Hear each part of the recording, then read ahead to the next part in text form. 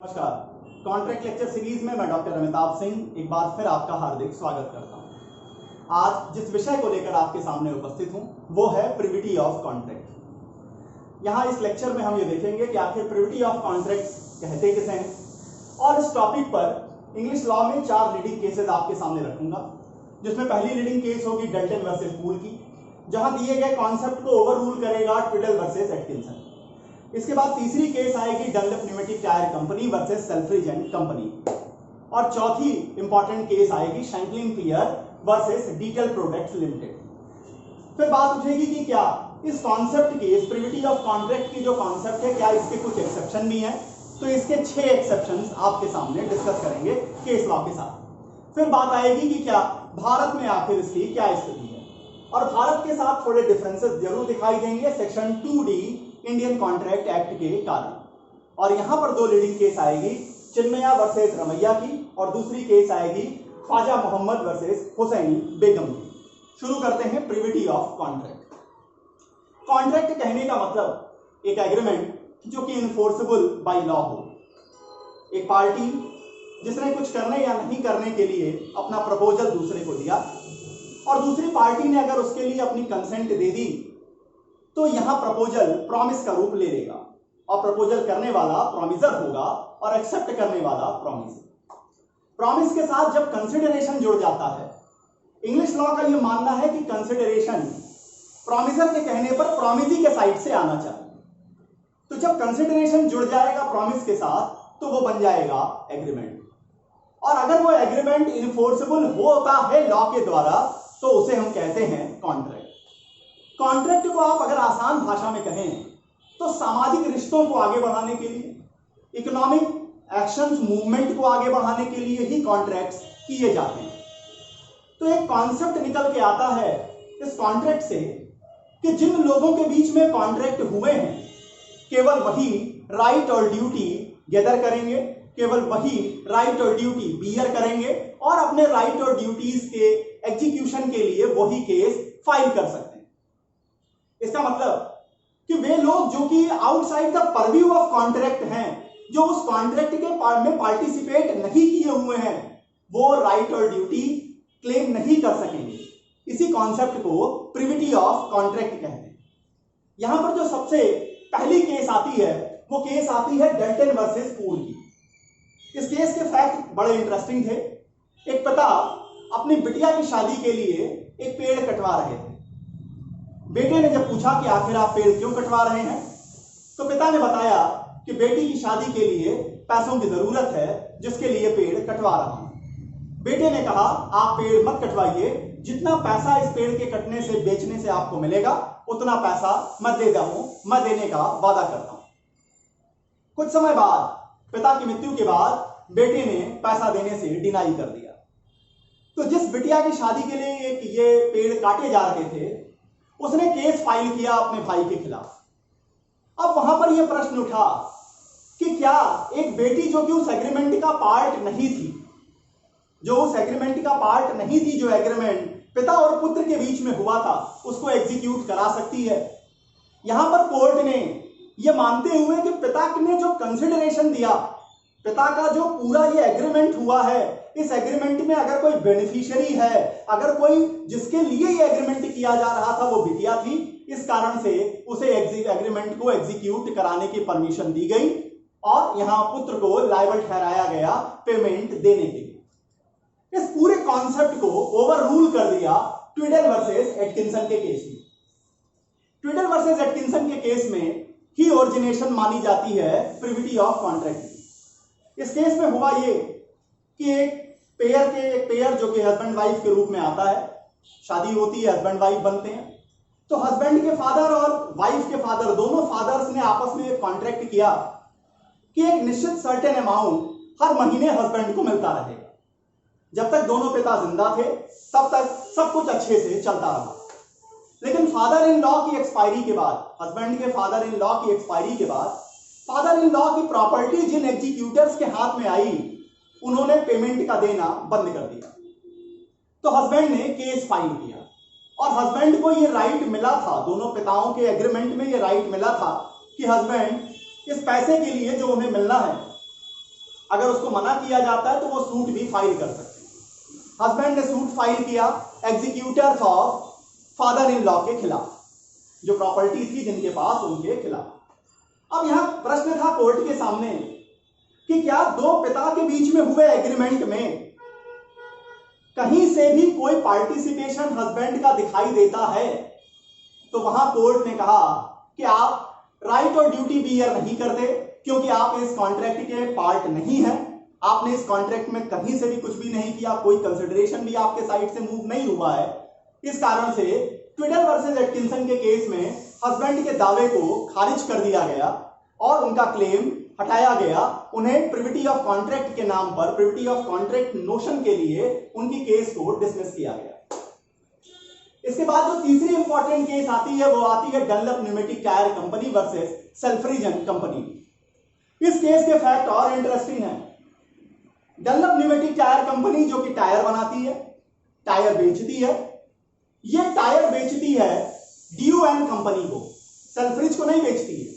इन्होंने टायर बेचा due and company और बेचते समय शर्त लगा दी कि ड्यू एंड कंपनी जो भी टायर रिटेल में बेचेंगे वो एक निश्चित अमाउंट है उसके नीचे, एक निश्चित प्राइस से नीचे प्राइस पर टायर सेल नहीं करेंगे। और अगर इस क्लॉज का ब्रीच किया गया, अगर जो तय अमाउंट है उससे सस्ते में टायर बेचे गए, तो हर टायर के लिए 5 पाउंड का compensation Dunlop pneumatic tyre company वसूल सकेगी। ड्यू कंपनी ने क्या किया, टायर्स जो है वो सेल्फ्रिजन कंपनी को बेचे और उनको भी जो रिस्ट्रिक्शन थी वो उन्होंने बता दी। लेकिन सेल्फ्रिजन कंपनी ने 2 टायर जो तय अमाउंट थे उससे कम प्राइस पर बेचे, जिसके कारण डनलप न्यूमेटिक टायर कंपनी ने सेल्फ्रिजन कंपनी के खिलाफ केस फाइल किया 10 पाउंड के कंपनसेशन के, जिसे डिसमिस कर दिया गया प्रिविटी ऑफ कॉन्ट्रैक्ट के लिए। कारण कि यहां कोई भी एग्रीमेंट, कोई भी कॉन्ट्रैक्ट सेल्फ्रिज और डनलप न्यूमेटिक टायर कंपनी के बीच में नहीं था। तो कोर्ट ने कहा कि आप दोनों के बीच में कोई एग्रीमेंट, कोई कॉन्ट्रैक्ट है ही नहीं, तो राइट और ड्यूटी के ओरिजिनेशन का प्रश्न नहीं खड़ा होता। इसके बाद जो चौथी केस आती है वो आती है शैंकलिन पियर versus Detel product limited.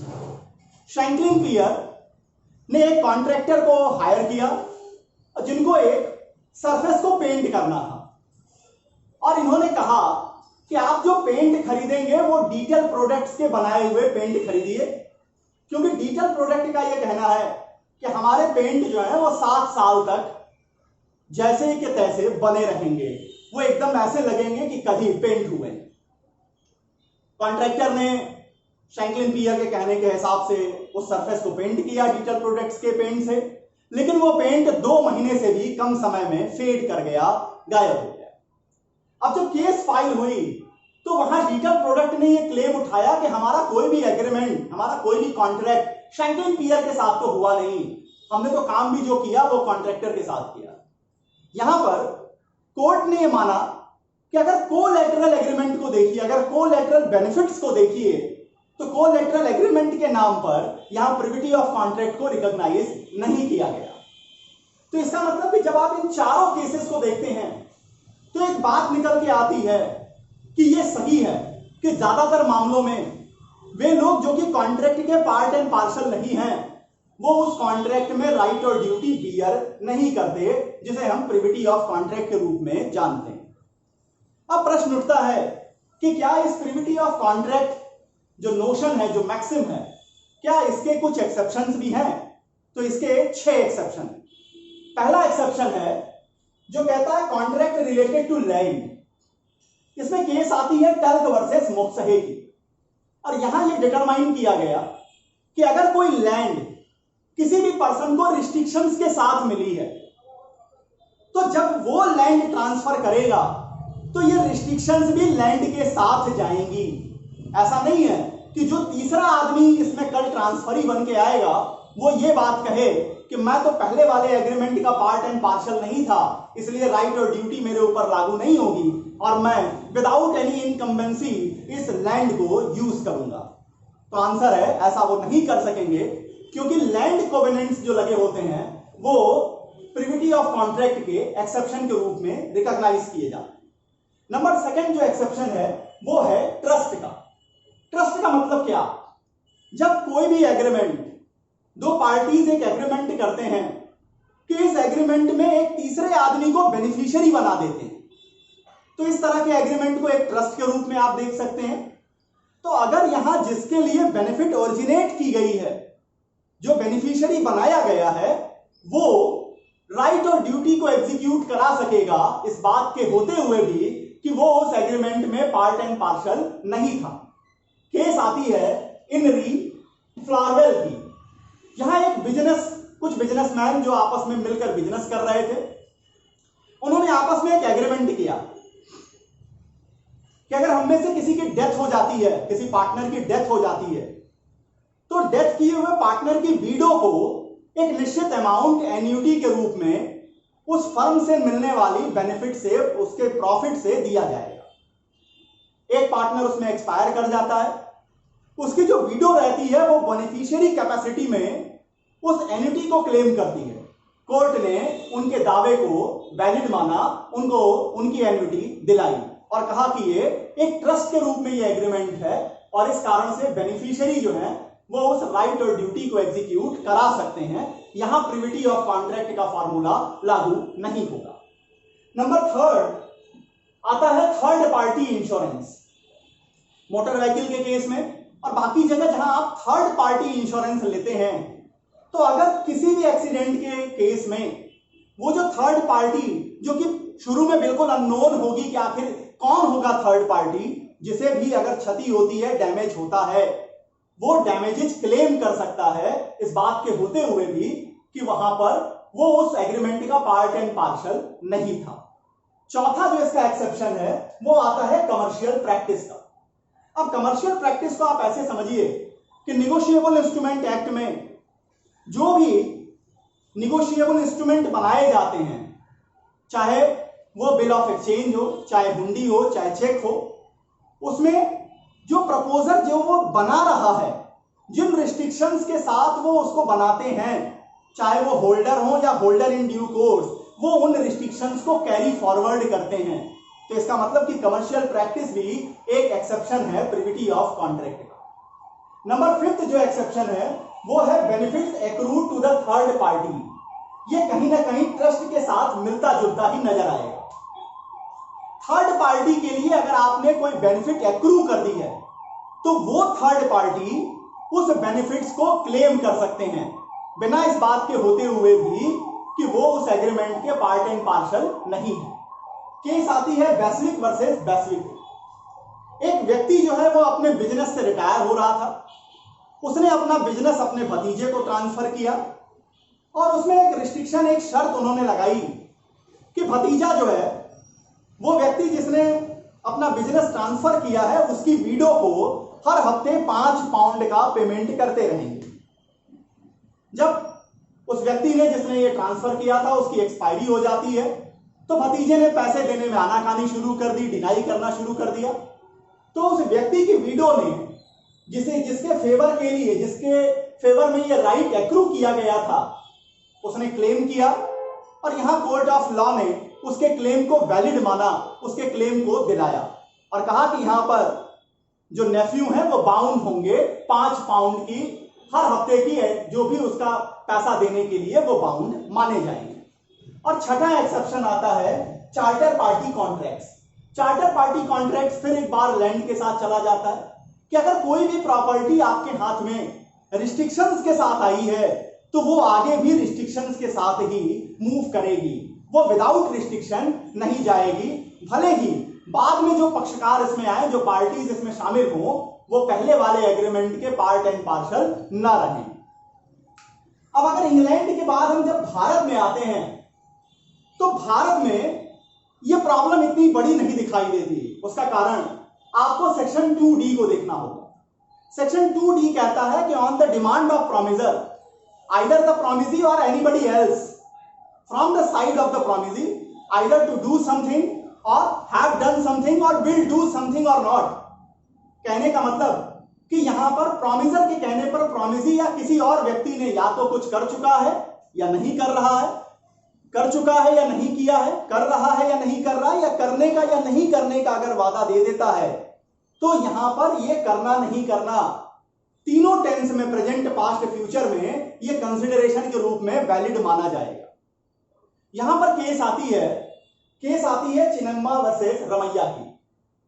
Chinmaya versus Ramaiah की केस में एक फादर अपनी प्रॉपर्टी को अपने डॉटर के नाम पे ट्रांसफर करते हैं, लेकिन डॉटर के ऊपर ये शर्त लगा देते हैं कि डॉटर हर साल एक निश्चित अमाउंट अपने चाचा को, अपने अंकल को प्रोवाइड करती रहेगी। डॉटर उस समय हाँ बोल देती है, और जब पिता एक्सपायर कर जाते हैं तो वो चाचा जी को पैसे देने से मना कर देती है। यहां पर कोर्ट ऑफ लॉ ने कहा कि यहां जो कंसिडरेशन दिया गया पिता की ओर से वो अपने भाई के लिए दिया गया था। आपको जो प्रॉपर्टी दी गई तो आपने जो वादा किया वो वादा पिता ने अपने लिए नहीं मांगा, वो वादा आपके लिए, वो वादा मांगा अपने भाई के लिए। तो यहां पर आप बाउंड होंगे। वो व्यक्ति भले ही उस एग्रीमेंट का पार्टी न हो, लेकिन वो उस एग्रीमेंट को एग्जीक्यूट करा सकेगा। और दूसरी केस आती है ख्वाजा मोहम्मद वर्सेस हुसैनी बेगम की। हुसैनी बेगम का विवाह और निकाह होता है। निकाह के बाद हुसैनी बेगम के ससुर ने एक एग्रीमेंट किया हुसैनी बेगम के साथ कि आपको आजीवन जो है 500 रुपए हर महीने खर्चाए पानदान हमारी ओर से मिलता रहेगा। खर्चाए पानदान को अगर आप समझें तो इस्लामिक लॉ का ये एक बड़ा पेक्युलियर कॉन्सेप्ट है कि यहां पत्नी को एक जो अमाउंट हर महीने उसे दिया जाता है, जिसका उससे हिसाब आप नहीं ले सकते, वो उसके व्यक्तिगत अपने खर्च के लिए होता है, उसे खर्चाए पानदान कहते हैं। तो यहां हुसैनी बेगम के फादर इन लॉ ने 500 रुपए हर महीने देने का वादा दिया। 1932 में यह विवाह होता है। 1938 आते आते हुसैनी बेगम का तलाक हो जाता है। अब जनरली तलाक हो जाने के बाद जो ससुर था वो ससुर रहा ही नहीं, तो उसने पैसे देने से मना कर दिया। हुसैनी बेगम ने केस फाइल किया। यहां पर उनके फादर इन लॉ को बाउंड ठहराया गया। क्यों? क्योंकि ये एक कस्टमरी प्रैक्टिस है और उस कस्टमरी प्रैक्टिस को एग्जीक्यूट कराया गया। उनके फादर इन लॉ को बाउंड कराया गया कि वो 500 रुपए हर महीना खर्चाए पानदान देते रहे। तो इतनी बातें आपके सामने प्रिविटी ऑफ कॉन्ट्रैक्ट को लेकर मैंने रखी। उम्मीद करता हूं कि प्रिविटी ऑफ कॉन्ट्रैक्ट को समझने में यह लेक्चर आपकी मदद करेगा। कॉन्ट्रैक्ट लेक्चर सीरीज में अगला टॉपिक जो आपके सामने लेकर आऊंगा वो होगा माइनर स्टेटस। माइनर का क्या स्टेटस होगा जब माइनर कॉन्ट्रैक्ट करता है? क्या उसके किए गए सारे कॉन्ट्रैक्ट वॉइड होंगे या कुछ ऐसे भी कॉन्ट्रैक्ट हैं जो माइनर के खिलाफ भी एग्जीक्यूट कराए जा सकें? यहां पर एक बड़ा इंटरेस्टिंग पॉइंट आपके सामने आएगा कि जब आप भारत में देखते हैं तो भारत में कहा जाता है कि minors agreement are totally void, लेकिन जब आप इंग्लैंड में देखेंगे तो इंग्लैंड में माइनर के एग्रीमेंट वैलिड भी होते हैं, वॉइड भी होते हैं और वॉइडेबल भी होते हैं। तो समझने का प्रयास करेंगे कि कब माइनर एग्रीमेंट वैलिड होंगे, कब वॉइड होंगे और कब वॉइडेबल होंगे। तब तक के लिए बहुत बहुत धन्यवाद। नमस्कार।